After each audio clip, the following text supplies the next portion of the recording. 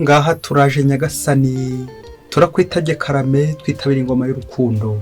Ku izina ry'Imana Data na Mwana na Roho Mutagatifu, amen.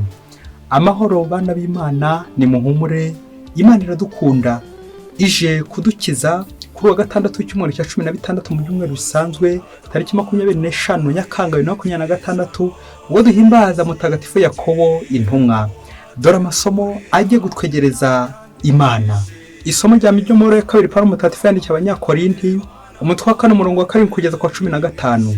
Bavandimwe, twebwe intumwa turasa naho uwo mukiro tutwaye mu tubindi tumene ku busa, bigatuma bose babona ko ubwo bubasha buhanitse buturuka ku Mana aho gutwitirirwa. Baraduhutaza hirya no hino ariko ntidutembagara. Turagirijwe ariko tugatambuka. Turaburagizwa ariko ntidushyikirwa. Twatuwe hasi ariko ntiduheranwa. Igihe cyose tugendana imibabaro y'urupfu rwa Kristo kugira ngo n'ubuzima bwe bwigaragaze mu mubiri wacu. Nubwo turi bazima bwose duhora tugabiza urupfu duhorwa Yezu kugira ngo ubugingo bwe bugaragarire muri iyi mibiri yacu y'imfabusa. Twebwe ariko urupfu ruratubungamo, naho muri mwe ubuzima ni bwose. Ubwo dushyigikiwe n'ukwemera ko ibyanditswe bivuga biti naremeye bintera kwamamaza, natwe turemera ikaba ariyo mpamvu twamamaza. Koko turabizi uwazuye Nyagasani Yezu natwe azatuzurana nawe, kandi twese azatwakire iruhande rwe. Ibyo byose nimwe bigirirwa kugira ngo musenderezwe ineza y'Imana, maze murusheho kuba benshi bashimira Imana bayihesha ikuzo. Iryo ni ijambo ry'Imana. Zaburi 126. Ababibana amarira bazasarura n'ibyishimo. Igihe Uhoraho agaruye Siyoni abari barajyanywe bunyago, twabanje kugira ngo turi mu nzozi. Ubwo umunwa wacu uzura ibitwenge, n'ururimi rwacu rutera indirimbo z'ibyishimo. Nuko mu mahanga bakavuga bati Uhoraho yabakoreye ibintu by'agatangaza. Koko Uhoraho yadukoreye ibintu by'agatangaza, niyo mpamvu twasazwe n'ibyishimo. Uhoraho cyura amahoro abacu bajyanywe bunyago, ubazane nk'isumo y'amazi atembera mu butayu. Ni koko umuhinzi ubibana amarira asarura n'ibyishimo. Uko agiye agenda arira yitwaje ikibiro cy'imbuto, yagaruka akaza yishimye yikoreye imiba y'umusaruro. Ababibana amarira bazasarura n'ibyishimo. Nyagasani Yezu nabane namwe. Amagambo mu Ivanjili ntagatifu ko yanditswe na Matayo, umutwe wa 20 umurongo wa 20 kugeza ku 28. Muri icyo gihe nyina wa bene Zebedayo asanga Yezu ari kumwe n'abahungu be bombi, arapfukama ashaka kugira icyo amusaba. Yezu aramubaza ati urashaka iki? Undi aramusubiza ati dore abahungu banjye bombi, tegeka ko bazicarana nawe umwe iburyo undi ibumoso mu ngoma yawe. Yezu arabasubiza ati ntimuzi icyo musaba. Mushobora se kunywera ku nkongoro ngiye kunyweraho? Baramusubiza bati turabishobora. Yezu ati koko muzanywera ku nkongoro yanjye, naho kwicara iburyo n'ibumoso byanjye sijya ubitanga, n'ibyo abo Data yabigeneye. Abandi 10 babyumvise barakarira abo bavandimwe bombi. Nuko Yezu arabahamagara arababwira ati muzi ko bahaye kugenga amahanga bayagenga uko bashatse, kandi ko abatware bayo bategekesha gahato. Kuri mwebwe rero si uko bimeze. Aho gushaka kuba mukuru muri mwe, niyigira umuhereza wanyu. Uzashaka kandi kuba uwa mbere muri mwe, azihindure umugaragu wanyu. Ni nk'uko umwana w'umuntu ataje gukorerwa, ahubwo yaje gukorera abandi no gutanga ubugingo bwe ngo bube incungu ya benshi. Iyo ni Ivanjili ntagatifu. Bayoboke b'Imana, nimugire amahoro. Tugeze kuri buri munsi. Turaguha ikaze kuri buri munsi, tukwifurize neza Yezu Kristo. Fungura buri munsi, ufungure buri munsi, kandi wibuke gufungura abandi buri munsi. Buri munsi ugira icyo wunguka gishya utaruzi. Dore ko ubuzima bw'umuntu ari ukwiga buri munsi, ni uguhozaho yiga. Kandi kwiga ntabwo ari ukwicara gusa ku ntebe y'ishuri ngiyi, ubwabwo ubuzima ni ishuri. Ni ngombwa rero byibuze no kwigira ku ijambo ry'Imana, tukabasha guhavamo amasomo adufasha gukomeza mu buzima tugana iyi nzira y'ijuru. Amasomo twateguriwe uyu munsi ni amasomo agaruka ku mugenzo wo kwiyoroshya, ubwo tujya kuzirikana ku ngingo igira iti guharanira ikuzo ry'Imana. Akenshi wowe nanjye dukunze gushaka kwikuza, kwiremereza, kwirata, kwibona. rimwe rimwe tugashaka kwishyira heza, ngo ntawivuga amabi kandi ameza ahari. Buri wese ashaka kwitera imbere, bashyira mbere tubanje kubasuhuza. Buri wese ashaka kwibona, kwibonekeza, kwibombarika, bityo hagira numenya page noire yawe, udukosa twawe twatumye ukora guhishwa, ukaba warakara nk'ikibindi, ukaba warwana, ukaba wasakuza, ukaba watongana. Kubera iki? Ntabwo dushaka guseba. Kamere muntu ikozwe ku buryo irwanya ibintu byose bituma yaseba. Nyamara si cyakubwira ko Yesu Kristo yasebye kugira ngo twega duhabwe agaciro. Nubimenya biraza gutuma nawe uharanira iki? Icyubahiro ndetse n'ikuzo ry'Imana. Akenshi turikuza, akenshi turirata, hamwe na Yakobo turi guhimbaza none, nawe nanjye twongere twibutse ko ikuzo ari iry'Imana. Icyubahiro, ikuzo ni iby'Imana ubu n'iteka ryose. Amen. Turazirikana ibintu bitatu biza kongera kudukamuramo ubwo bwirasi, uko kwikuza, uko kwibona, maze tuza gusohokana umugenzo wo kwiyoroshya nk'intumwa ya Yesu Kristo. Nyuma yo kumva isomo rya mbere riritubwira uburyo intumwa igomba gushikama mu bitotezo, mu bigeragezo, mu bibazo, kwihangana, ko Nyagasani agira uburyo agenda basimbutsa imitego bahura nayo. Twazirikanye n'ivanjiri ya Matayo itwibutsa urugendo rwa Yesu ugiye kudupfira, ariko mu nzira hakaza kubera ikiganiro kindi ajye gutangira mu isomo ryo kwicisha bugufi, kwiyoroshya, kwitanga, kuba abagaragu b'abandi. Aha natwe biratwibutsa ko tutari shyashya, dukurikiye Kristo wa wundi mumenyerana n'imibabaro, wa wundi wababaye, wa wundi wapfuye ariko akazuka, ngingoma ya Kristo. Ingingo ya mbere tugiye kuzirikana gato ku mateka y'Abanyaroma. Turafata agace gatoya.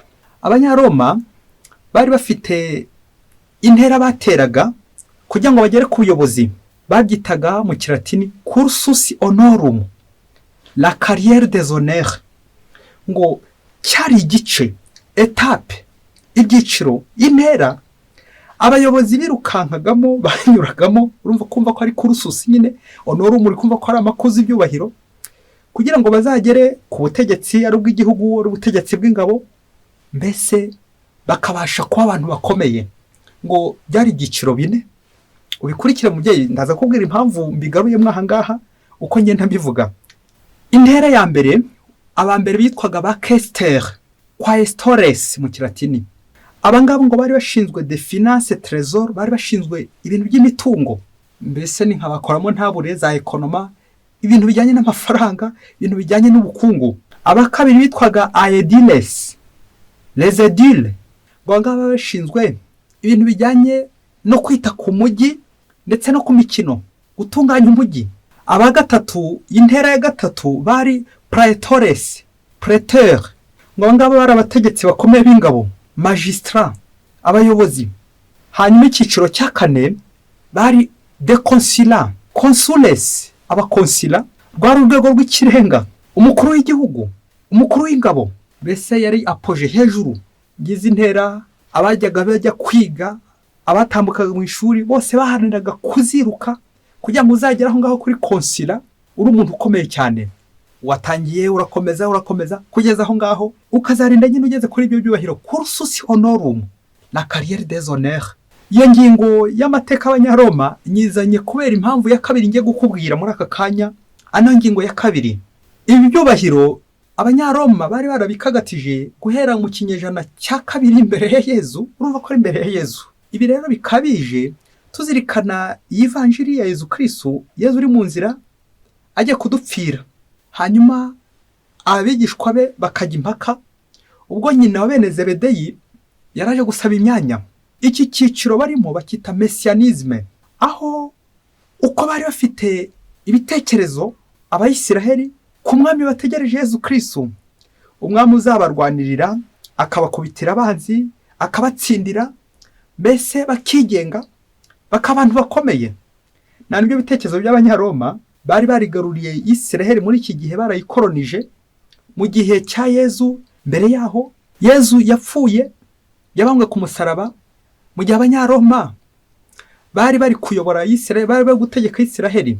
Ntihabuze ukuntu ibitekerezo by'izi ntera izi ntambwe bagomba gutambukamo bari baratangiye kugenda babibiba ahangaha.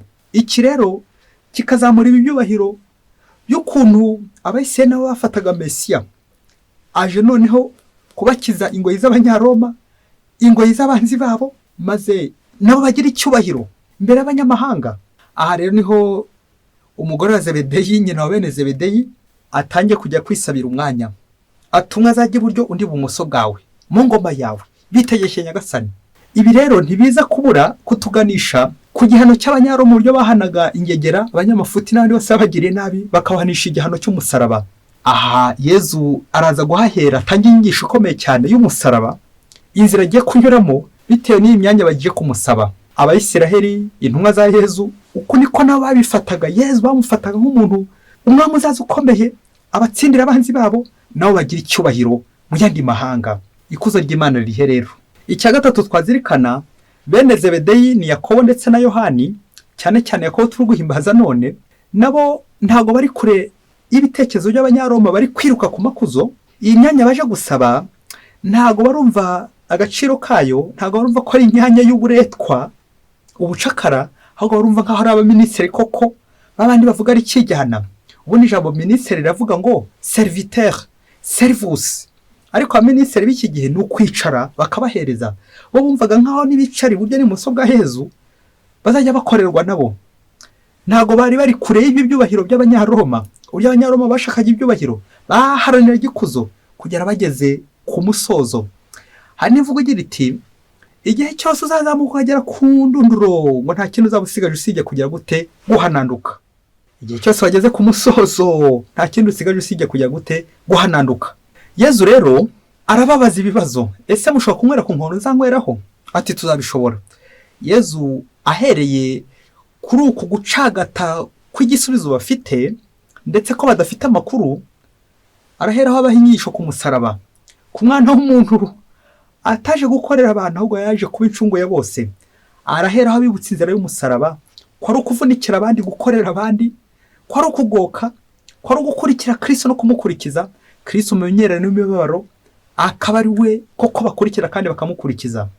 Inyigisho irazi batungura kuko bo bari bizeye ibyishimo nk'ibyabami hano ku isi, ariko Yezu arabatunguye abereka iki? Umusaraba. Ikuzo ry'Imana n'umusaraba. Umusaraba twongeye dutekereze natwe uburyo tujya tuvunika, cyangwa uburyo dushaka kugera ku bintu tutabivunikiye, cyangwa uburyo duharanira ikuzo, ibyubahiro, ibintu bya hano ku isi byose, ariko tukaza kujya gute? Tukaza kubura Imana.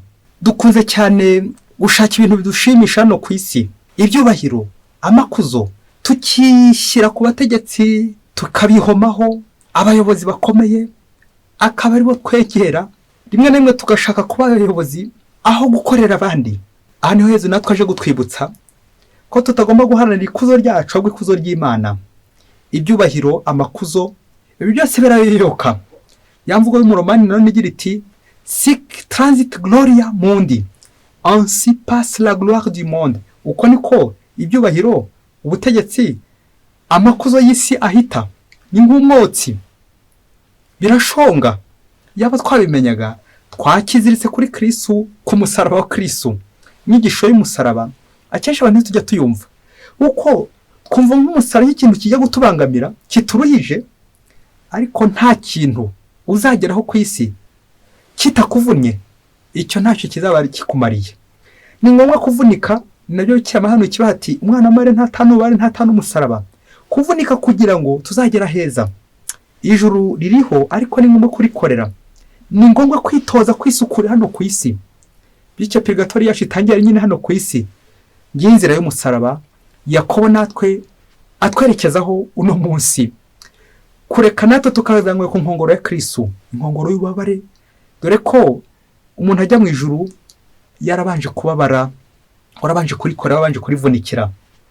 Ni kangaho ujya kwara ibitakuvunnye, ukiba, ugasahura. Ibyo byose ni ukwanga umusaraba, uri umwanzi w'umusaraba nawe.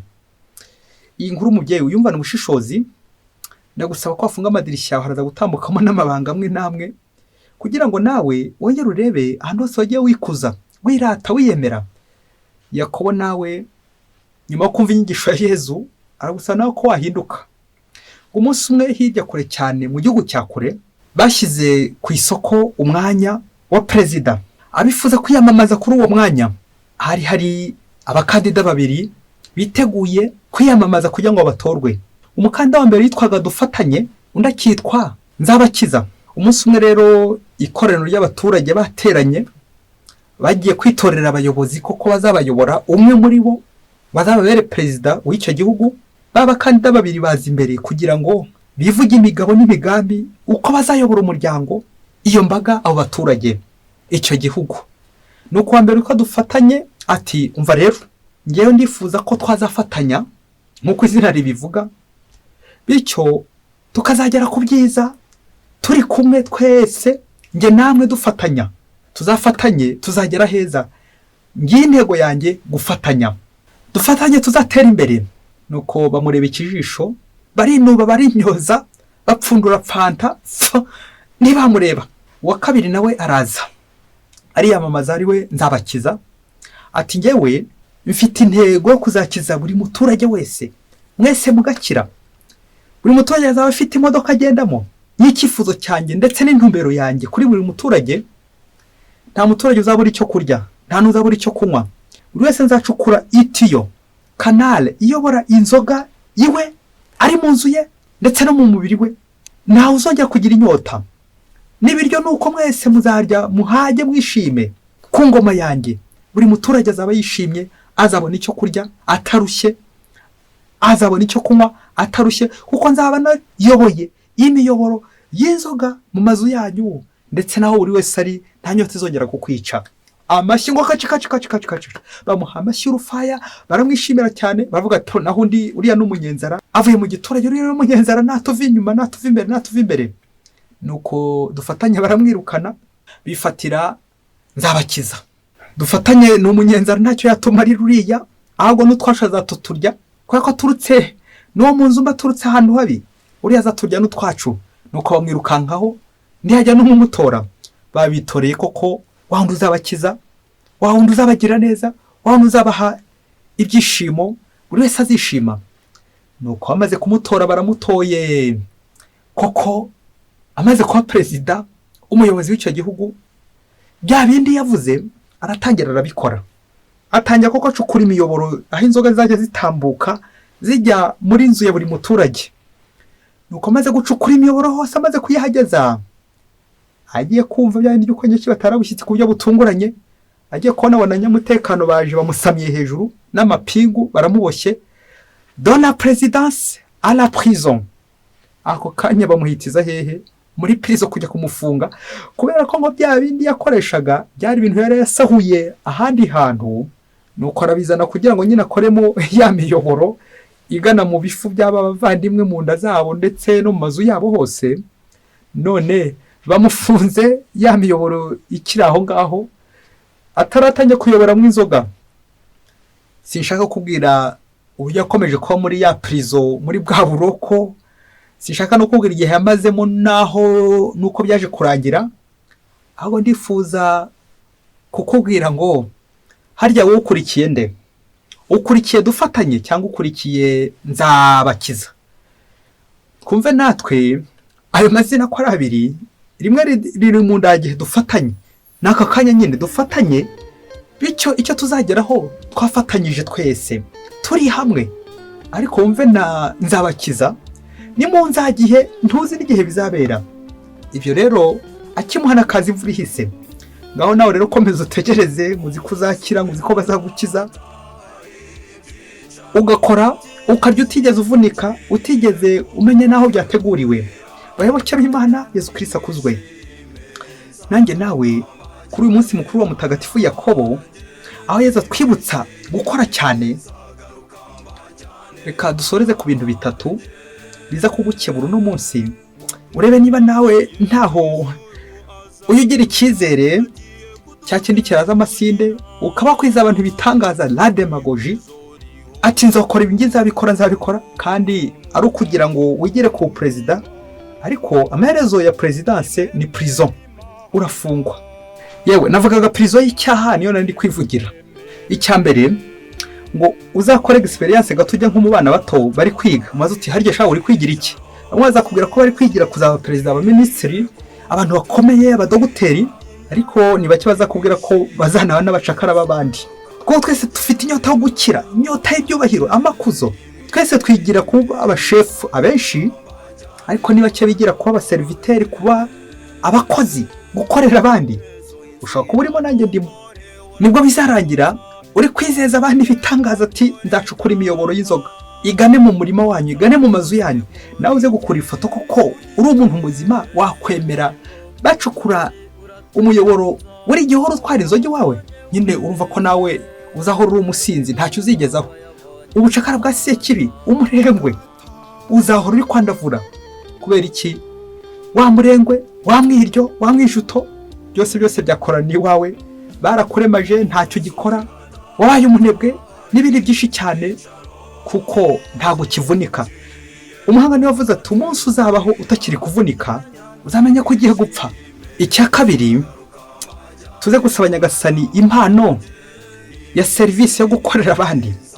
Mu gihe Abanyaroma n'abandi benshi cyane b'abategetsi banyabyohero bakomeye birukanka ku byubahiro, ku makuzo, ku rususi honorum, wowe gerageza nyuma kumva ijambo ry'Imana utari ku bundi nkorera abandi, cyangwa ndikorera, cyangwa nkandagira abandi, nkaryamira abandi, ngatsikamira abandi.